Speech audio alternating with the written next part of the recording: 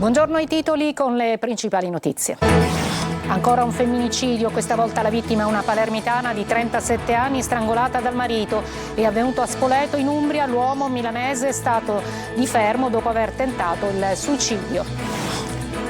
Orrore, pedopornografia online, blitz nel palermitano, 5 persone arrestate, altre 3 indagate per divulgazione, cessione e detenzione di immagini e video con abusi su minori, manette anche uno studente di 20 anni e un ottantenne. Trapani, sequestro di beni per oltre 1 milione di euro, alla maestra e amante di Matteo Messina Denaro e al geometra che gli prestò l'identità durante la latitanza. Via libera alla privatizzazione degli aeroporti di Catania e Comiso, approvati i documenti che consentiranno la consultazione per il mercato internazionale. A Ragusa nasce il Centro per le Famiglie, un servizio aperto e gratuito per accompagnare le coppie tradizionali allargate e monogenitoriali. Oggi la giornata mondiale del teatro, si festeggia da 63 anni, il teatro non è solo cultura ma anche terapia, come raccontano i 2 attori catanesi Fioretta Mari e Plinio Milazzo. Calcio, reduce da 7 risultati utili consecutivi domenica sulla strada del Catania, c'è un Trapani in piena crisi ma che ha voglia di cancellare le 5 sconfitte di fila.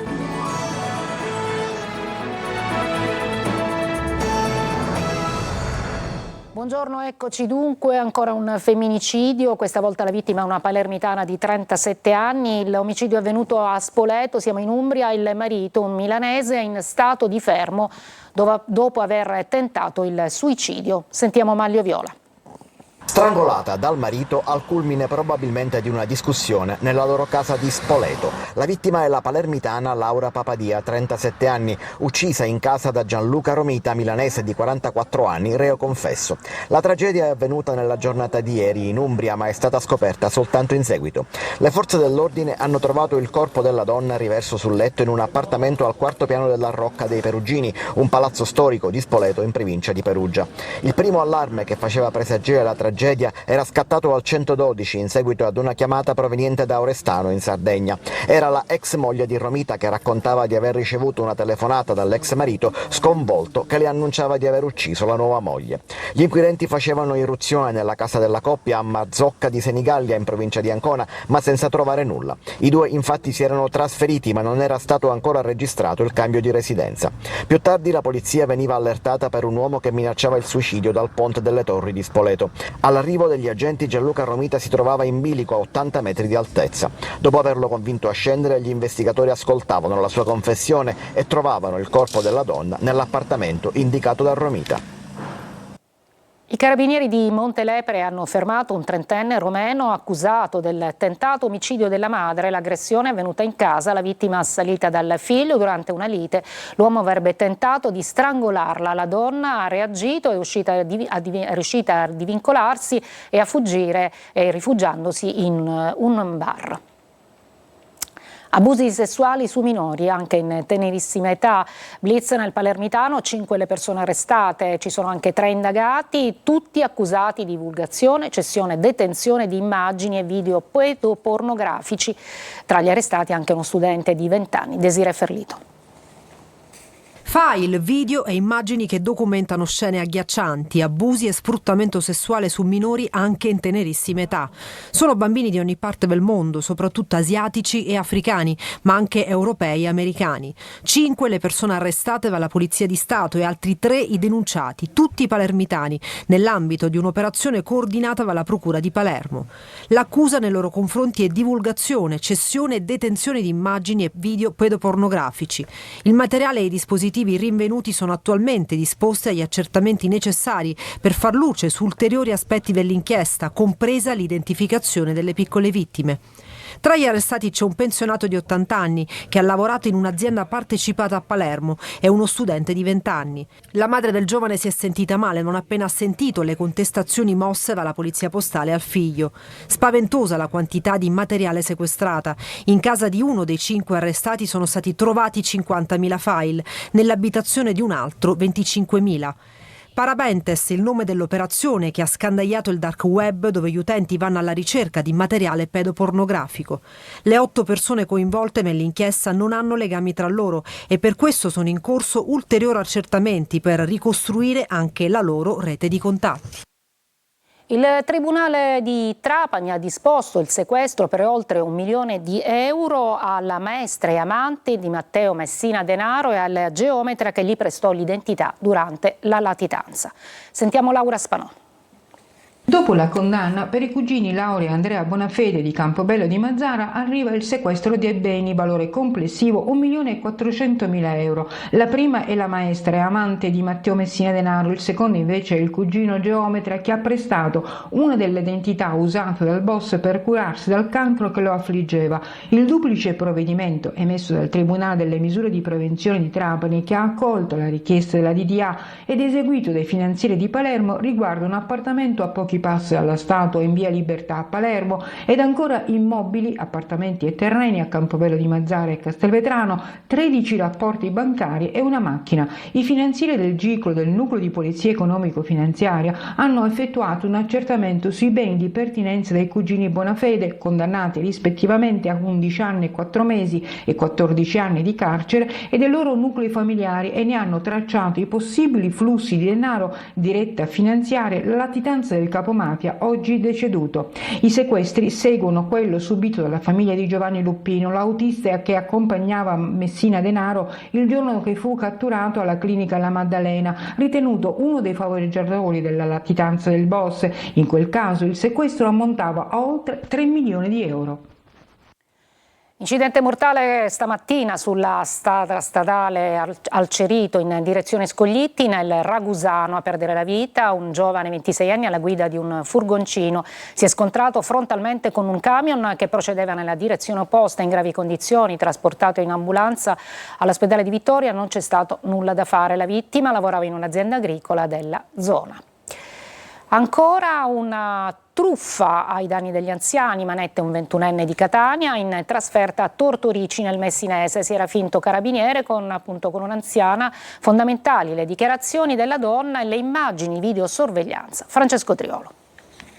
Ancora una truffa ad anziani, stesse modalità, stesso modus operandi di tanti altri tentativi che stanno venendo alla luce nel corso soprattutto dell'ultimo anno grazie ad un'attività capillare da parte dei carabinieri. Questa volta però è andata male ad un 21enne catanese che aveva portato a segno il colpo ai danni di un'anziana di Tortorici, zona nebroidea della provincia di Messina, arrestato con l'accusa di truffa aggravata. I fatti risalgono allo scorso dicembre. Secondo quanto ricostruito dai militari, il giovane, fingendosi un avvocato, avrebbe contattato telefonicamente la vittima e per persuaderla ha inscenato un incidente stradale in cui sarebbe stata coinvolta la figlia, con la richiesta di €15.000 o il corrispettivo in preziosi che la donna avrebbe dovuto consegnare quale cauzione per evitare l'arresto della parente ad un maresciallo dei carabinieri. Spaventata e preoccupata, la donna avrebbe assecondato le richieste del sedicente avvocato e poco dopo la telefonata aveva consegnato €300 svariati oggetti preziosi per un valore di oltre €5.000 ad un individuo che in uniforme, fingendosi un appartenente all'arma dei carabinieri, si era presentato a casa della vittima e una volta in possesso del denaro e dei preziosi si sarebbe allontanato con una vettura risultata noleggiata. Le indagini, grazie alle dichiarazioni della vittima e di alcuni familiari insieme alla visione dei sistemi di videosorveglianza, hanno permesso quindi di accertare e documentare il modus operandi messo in atto dal presunto truffatore, non basato sull'improvvisazione ma con un'attenta pianificazione attraverso la quale avrebbe sfruttato la debolezza e l'ingenuità dell'anziana signora. A Catania aveva organizzato una vera e propria serra per coltivare la marijuana nel soggiorno di casa, ma è stato scoperto dalla polizia. Un 57enne è stato arrestato per detenzione di stupefacenti ai fini di spaccio. La casa era infatti trasformata in una serra, era in via Matteo Ricci nella zona di Canalicchio. Via libera alla privatizzazione degli aeroporti di Catania e Comiso, approvati i documenti sui quali poi partirà la consultazione del mercato internazionale. Luca Ciliberti. Il processo di privatizzazione della SAC, la società che gestisce gli aeroporti di Catania e Comiso, è pronto a partire. L'assemblea dei soci si è riunita e ha deliberato l'approvazione delle procedure e i documenti, incluso il piano industriale, che porteranno al bando per i privati. Fontanarossa è il quinto aeroporto italiano per traffico, con oltre 12 milioni e mezzo di passeggeri, poco distante da Napoli, che alla fine del 2024 ne contava 12 milioni e 7. Ai primi 3 posti ci sono Roma, Milano Malpensa e Bergamo, tutti scali già gestiti da gruppi privati. Cambierà per il passeggero poco, nel senso che comunque ci sono degli investimenti che si dovranno andare a realizzare, ma cambierà molto in termini di opportunità per lo stesso e quindi per i siciliani, perché se si dovesse individuare un partner che voglia seriamente investire sui nostri 2 aeroporti, che abbia la finanza necessaria a farlo e magari del know-how che si possa aggiungere al nostro, e allora sì che le cose cambierebbero. Lo scalo di Catania fa gola a molti e con i dovuti investimenti potrebbe trasformarsi in una infrastruttura che moltiplicherebbe i già alti ricavi. Rimarranno i soci pubblici che avranno un controllo importante e eventualmente dovessero decidere di dare anche spazio a un privato che potrà portare capitale e know-how. Il processo di privatizzazione interessa già grossi player imprenditoriali, dalla ex Atlantia agli argentini di Urkenian fino a F2I, che controlla molti scali strategici italiani. L'apertura ai capitali privati con un controllo pubblico equilibrato, spiega soddisfatto il presidente Schifani, garantirà una gestione più dinamica ed efficiente. Il nostro obiettivo deve essere quello di rendere questi scali sempre più competitivi e centrali nel panorama mediterraneo. Antonio Belcuore, commissario straordinario della Campcom del Sud-Est Sicilia, azionista di maggioranza di SAC, definisce il voto unanime dei soci e le sue conseguenze un fatto epocale per la crescita del territorio. Sulla stessa linea il sindaco di Catania, anche sindaco metropolitano, Enrico Trantino, che parla di inizio di una nuova frontiera del traffico aereo. Restiamo a Catania, c'è un progetto di riforestazione per il parco Gemellaro, messi a dimora oltre 1000 piante. Legambiente dice vigileremo. Tonino De Mana. L'ingresso non è cambiato, fichit'India sul tetto nell'ottobre del 2024 e fichit'India sul tetto adesso. Le nostre telecamere tornano al Parco Gemellaro, ma questa volta non per documentare scene di degrado, ma per un ambizioso progetto di riforestazione con la messa a dimora di 1000 piante. Pollice verde per l'assessore comunale all'ecologia Pesce, impegnato a piantare uno dei tanti arbusti. Il nostro obiettivo è principalmente salvaguardare gli spazi verdi esistenti e infatti stiamo facendo tante operazioni di riqualificazione. Una di queste appunto è Parco Gemellaro, stiamo interessando pure Parco Geni, gli altri parchi per regalarli appunto alla città in maniera più vivibile. Assessore, si piantano migliaia di alberi, alberelli, però a Librino, le spine verdi, le piante appena messe a dimora sono completamente ricoperte dalla vegetazione e sono in sofferenza. Sì, infatti a breve interverranno appunto per un decespugliamento importante proprio per impedire che le piante muoiano. L'importanza di area verde e quindi alberate è fondamentale per le città, come sottolinea Legambiente. La riforestazione urbana è un elemento veramente importante perché riesce a far abbassare la temperatura nelle nostre città. Ed ora sarà necessario prendersene cura, obiettivo miseramente fallito alle spine verdi di Librino. Sul Librino purtroppo è andata male, noi in verità non conoscevamo il fatto che questi alberi erano stati un attimino abbandonati e seguiremo e approfondiremo. Di sicuro con il caldo torrido dell'estate catanese resisteranno i fichit'India. Per le altre piante staremo a vedere. Si innalza di 2 metri il livello di invasamento della diga Rubino nel Trapanese. Arriva l'autorizzazione del Ministero, confermata anche dalla Regione, ma per gli agricoltori non basta. Maglio Viola. Sale di 2 metri il livello di possibile invasamento della diga Rubino. Il Ministero ha dato il via libera dopo le proteste dei sindacati agricoli, Confsal, Compagri e Federagri, ma la protesta non è rientrata. Le dighe in Sicilia, dopo la vicenda della diga Trinità, adesso anche quella a Rubino, sono da tempo simbolo di un sistema idrico allo sbando, fatto di ritardi e forse anche di negligenze. La prima parziale vittoria, che porta fino a 180,4 metri sul livello del mare il livello della diga Rubino, consentirà di trattenere centinaia di migliaia di ettolitri d'acqua piovana che altrimenti finirebbero gettati via. Ma questo non basta a garantire la stagione irrigua, per la quale servirebbe un innalzamento almeno di altri 4 metri fino a quota 184. Ma per il Ministero tale quota è pericolosa per la tenuta dell'infrastruttura. Non ci fermiamo in termini di proteste, e di rivendicazione, per un semplice motivo, perché bisogna capire prima di tutto quali sono queste fantomatiche possibili difficoltà strutturali che gli invasi hanno, dalla Trinità alla stessa Rubino. Ricordo a me stesso che la Rubino avrebbe la possibilità di invasare 11 milioni di metri cubi, motivo per cui siamo al di sotto di un 30% abbondante. La battaglia dei sindacati agricoli quindi non si ferma. Negli ultimi 2 anni gli agricoltori della zona hanno visto falcidiati i raccolti e compromesso lo stato di salute delle colture di vigneti, oliveti e frutteti a causa dei cambiamenti climatici che hanno ridotto notevolmente le piogge in Sicilia. Senza acqua neanche dalle dighe, la prossima estate rischia di essere un disastro. A Ragusa adesso, dove nasce il Centro per le Famiglie, un servizio gratuito destinato alle coppie tradizionali e anche quelle allargate, ma anche quelle omogenitoriali. Sentiamo Rita Barbarino.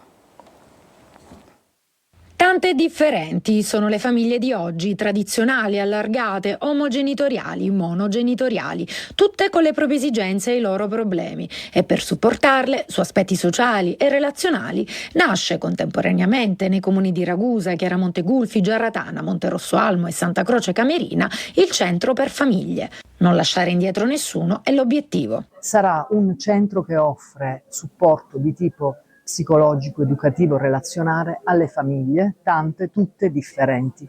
Questo significa che ci rivolgiamo a tutte quelle situazioni familiari che hanno bisogno di un supporto. Medicare ha messo in piedi un'equipe di professioniste con varie specializzazioni. Il Comune metterà a disposizione le competenze delle proprie assistenti sociali insieme a quelli dei comuni del distretto 44. I bambini sono come cemento umido, tutto quello che cade su di loro lascia impronta, diceva lo psicologo Guinot. È importante quindi un ambiente educativo positivo e stimolante e il Centro per Famiglie è un luogo dove tutti potranno gratuitamente essere aiutati a sanare conflitti e a creare rapporti familiari sani ed equilibrati. Le famiglie possono candidarsi spontaneamente presentandosi in sede attraverso il sito web o possono farsi segnalare tramite istituzioni come Caritas, scuola e altre realtà locali. Una breve pausa, poi ci occuperemo dei dati, gli ultimi dati sui soccorsi prestati dal 118 in Sicilia.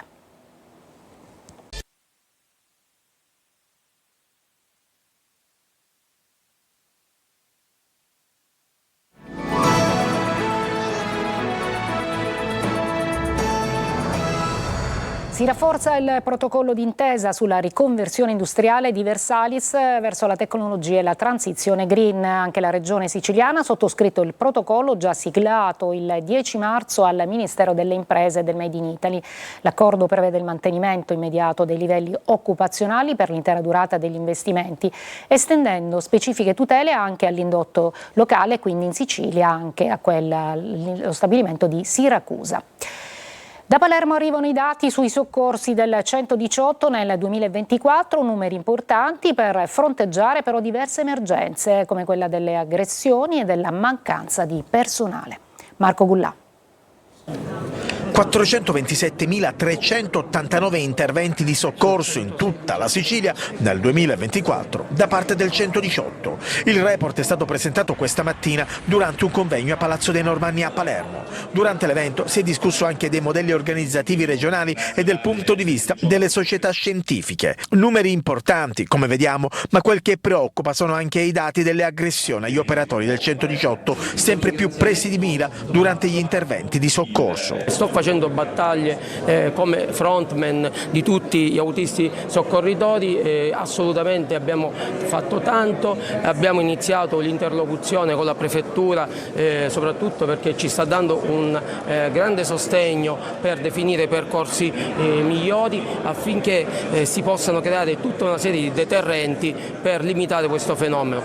Un'altra emergenza è sicuramente la mancanza di personale sia nelle ambulanze che negli ospedali e allora il piano per colmare questo gap è già in cantiere. L'obiettivo è quello di definire un nuovo modello organizzativo nel quale gli infermieri, i medici e il personale autista soccorritore facciano parte di una dotazione organica di un'azienda zero. Tenga conto che tutto questo va strettamente connesso all'efficientamento del processo tecnologico che porterà da qui a breve all'attivazione del 116 e del 117, delle cosiddette chiamate urgenti che ridurranno certamente i passaggi nei pronto soccorso e garantiranno un sistema di risposta assistenziale in linea con le esigenze dell'utenza. Oggi è la giornata mondiale del teatro che si festeggia da 63 anni. Il teatro non è solo arte ma anche cultura e soprattutto ce lo raccontano anche due attori catanesi, Fioretta Mari e Plinio Milazzo. Sentiamo Eva Spampinato. Noi attori abbiamo il dovere di comunicare al pubblico tutta la bellezza e la cultura del grande teatro. Ogni anno il 27 marzo si celebra la giornata mondiale del teatro, un'occasione per ricordare quanto questo straordinario linguaggio artistico sia fondamentale per la crescita della nostra società. Direi terapeutico, ma senza spaventarci della parola. Sì, il teatro fa bene a tutti, fa bene ai bambini, fa bene sicuramente anche agli adulti. Per migliaia di anni il teatro ha rappresentato l'unico modo di raccontare al pubblico storie comiche o drammatiche, prima nei teatri all'aperto, greci e romani, poi al chiuso. Catania è stata per anni un simbolo di grande teatro nel mondo.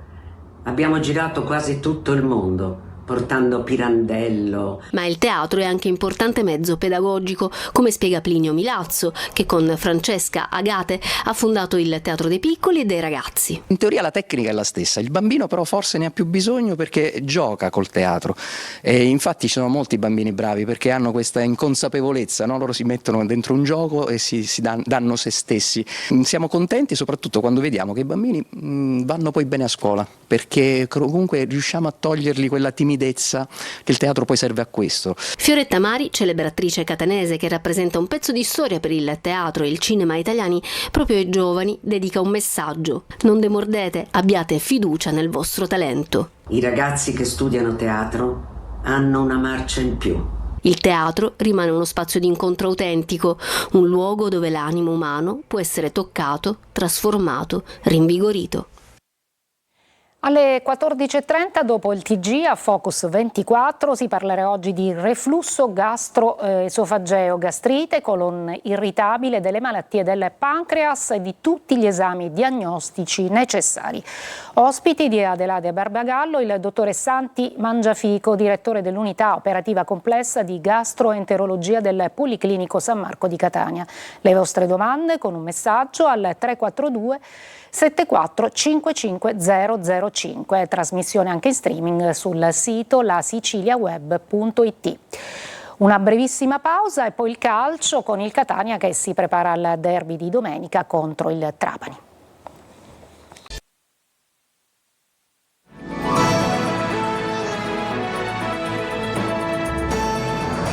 Per il calcio domenica Trapani-Catania in diretta in chiaro su Telecolor. Toscano a disposizione le ultime sedute settimanali per sciogliere i dubbi, soprattutto davanti in difesa assente lo squalificato Di Gennaro. Marco Carli.